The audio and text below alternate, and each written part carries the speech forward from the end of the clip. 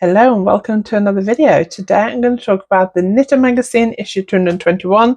I'm going to show you my design in that issue. I filmed a bit before I sent it off to the magazine, and so I'll insert that in a minute, and I'll show you a bit of what else is in the magazine, including what the pictures of my design look like once it's been properly modeled. So I hope you enjoy today's video.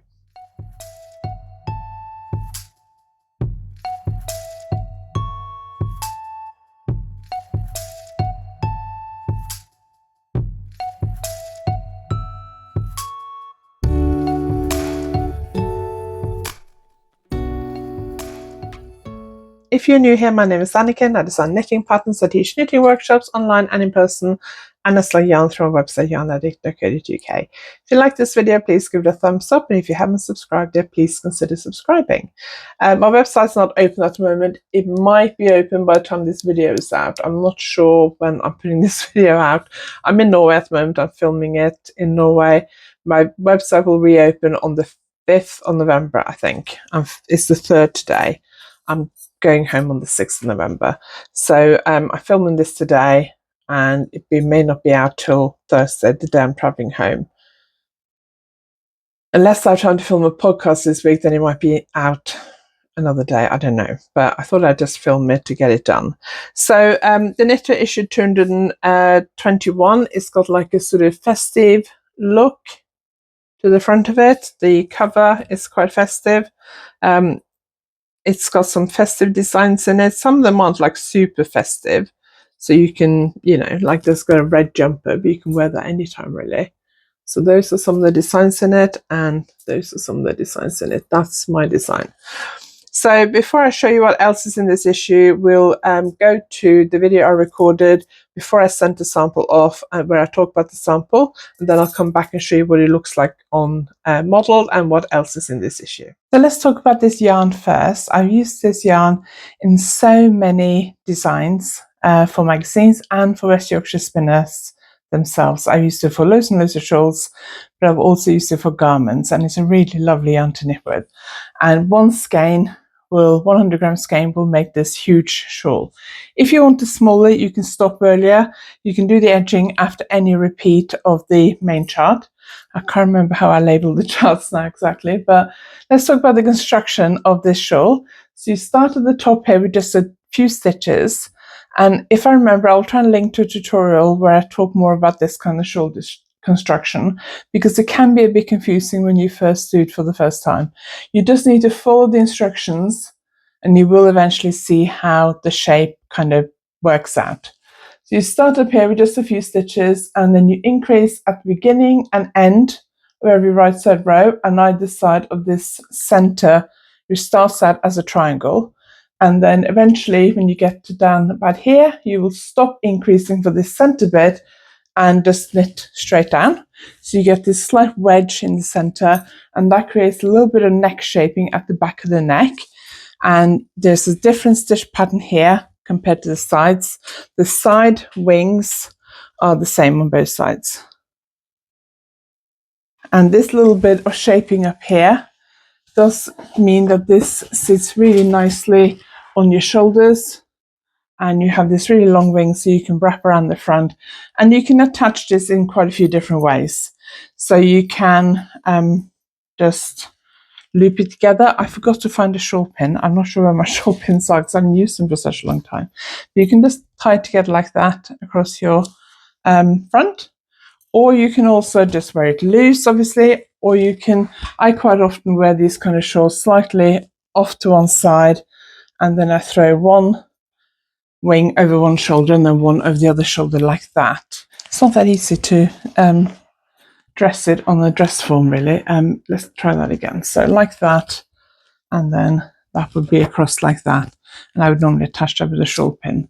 You can also bunch it up a bit more. If shawls aren't really your thing, you can bunch it up and wear it more as a scarf, either off to one side, or you can wear it with the V at the front and then throw these around the side. Hang on, that doesn't look very good.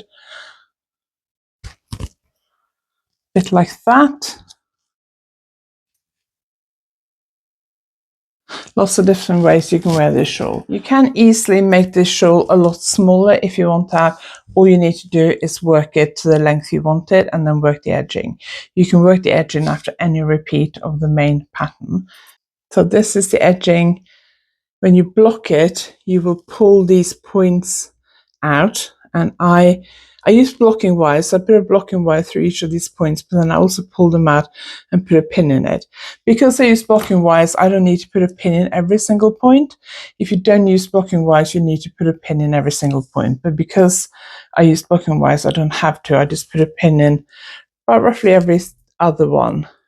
This dries fairly quickly because it is such a fine yarn, but I still leave it. Like I blocked this one yesterday at lunchtime, early afternoon, I think, maybe early afternoon, and it was dry before I went to bed, but I left it till mid-morning before I unpinned it, because the longer you leave it, the more it will keep its shape. It does have silk in it, so it has got that little bit of sheen in it, adds a lot of softness to the already soft wool, but a bit of silk will add a bit of sheen to it, and it will also help it keep its shape much better. So the two wings are identical.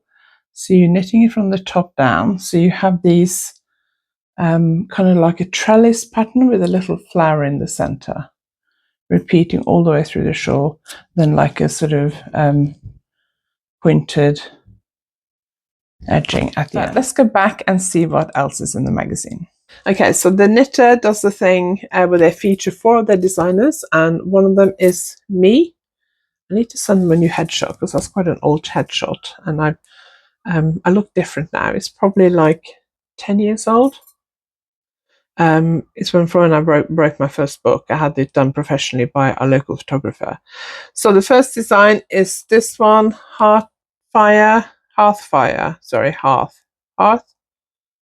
don't know, by Sarah Hatton. Very nice, quite a wide neckline, long line, cabled design. This works quite well at home to show you on my tablet. It doesn't work that well here because I'm sitting in front of a window. And there's like Knitter Loves, the Knitter Loves pages. And the cover design is this beautiful feral cardigan. Yeah, this isn't working really here, is it? But that looks beautiful. If I can, I'll pop a picture on the screen. Inspired by Nordic knitting tradition, this colorwork cardigan has wintry motifs in blue, red and grey, and it's called a Borealis by Auti Keita. Beautiful design, beautiful model, really like that. Not particularly Christmassy. I mean, it would look great as a Christmas sweater, but obviously you can wear that anytime. Then there's like a Christmas gift guide where they highlight certain products that as knitters we might like. And then Caroline Burkett has done a Christmas wreath. Is that knitted or crocheted? Yeah, no, I think it's knitted. That looks beautiful. Leaves, flowers, different things like that. I think that looks beautiful. And then there is my shawl, Storm Kelpie. I'll pop up some pictures on the screen for you.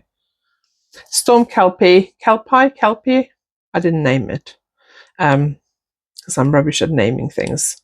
I'll pop up some pictures on the screen. Let me just show you that one. So it's a hybrid, as I said in the video, it's a hybrid triangle. One skein of West Yorkshire Spinners exquisite lace, which I've used a lot. Then there's an article on the Raw Wool Company. I only downloaded this a couple of days ago, so I haven't read it yet. I'm thinking I might try and read this on the plane on the way home later this week, because it's quite easy to read on my tablet. Then there are by Chloe Elizabeth Birch, a really cute kids cardigan. That's really pretty. I like that. It's got like pockets on it. Are they pockets? Don't know. It's got like these sort of houses patched onto the front where it looks like you would have pockets, but I'm not sure if they are pockets actually. They look very cute. If I was going to make that, I would make them pockets. And then Emma Vining has done a really pretty textured sweater. And then there's an article on an indie dyer. Lots of beautiful pictures there. It's James Makes Yarn. It's an article about him. I haven't tried any of his yarns. I've seen them. They look absolutely beautiful. Pat Mancini has done a men's sweater, cabled men's sweater. I'll try and do some screenshots of these and put them on the screen instead. I think that might be better. Then there's a feral scarf. from the archives from Mary Henderson, so that's an old design. I'm not going to show you all of these. And then there's like a next issue thing. I like that sweater that's on the in the next issue. I don't think I've got anything in the next issue, but I'm not sure. And then there's this beautiful Feral vest by Mary Henderson. Absolutely stunning. Her Feral designs are just beautiful. And then there is a